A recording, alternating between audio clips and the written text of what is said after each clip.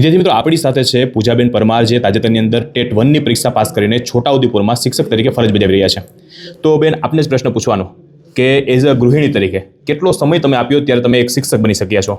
હા સર, જ્યારે આમ કહેવાય ને કે ઘરનું જે કામ હોય ને એ કામ પૂરું કરી બેબીને સાચવી અને જ્યારે બપોરે બધા રેસ્ટ કરતા હોય ત્યારે હું રીડિંગ કરતી. અને રાત્રે પણ એમ જ, રાત્રે 1-2 નક્કી જ ન હોય, જ્યાં સુધી એમ થાય ચલો ઊંઘ આવે છે ત્યાં સુધી રીડિંગ કરવાનું. બેને જણાવ્યું કે ખૂબ સંઘર્ષ સાથે પોતે પરીક્ષા પાસ કરી છે.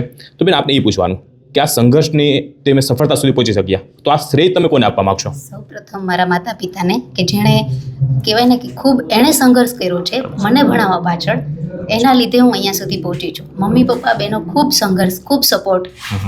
ઘણા લોકો છે ફેમિલીમાં ઘણા બોલતા કે આટલું દીકરીને ભણાવાય નહીં, લગ્ન કરી દો, પણ નહીં, મમ્મી પપ્પાનું એક જ ગોલ હતું, મારી દીકરીનું જે સપનું છે ને એ સાકાર થવું જોઈએ, ભલે 10 વર્ષ કેમ નથી લાગતા. બેન, એ પણ જણાવવાનું કે જે નવા શિક્ષક મિત્રો તૈયારી કરી રહ્યા છે એને એ જણાવવાનું છે કે તૈયારી સાથે સોશિયલ મીડિયા જેમ કે વોટ્સઅપ છે, ફેસબુક છે, ઇન્સ્ટા છે, એને સાથે લઈને ચાલે કે એના વગર પર તૈયારી થાય? હા, તો મેં સોશિયલ મીડિયાની તો વાત કરું તો મેં યુટ્યુબ છે એનો સહારો ખૂબ લીધેલો છે. જ્યારે પણ ફ્રી થતી, બેબીનું કંઈ કામ કરતી હોય કે મારું કામ કરતી હોય, મેં યુટ્યુબ બાજુમાં ચાલુ જ હોય, જેના લીધે જે કંઈ પ્રશ્નો છે, ક્વેશ્ચન સિરીઝ આવતી, એ બધું હું એમાંથી સોલ્વ કરતી.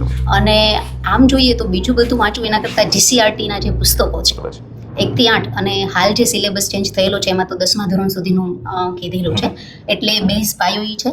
અને જે અમારા PTC BEdના જે મોડ્યુલ આવે છે એ મોડ્યુલ પૂરા કરી લે એટલે ઇનફ છે.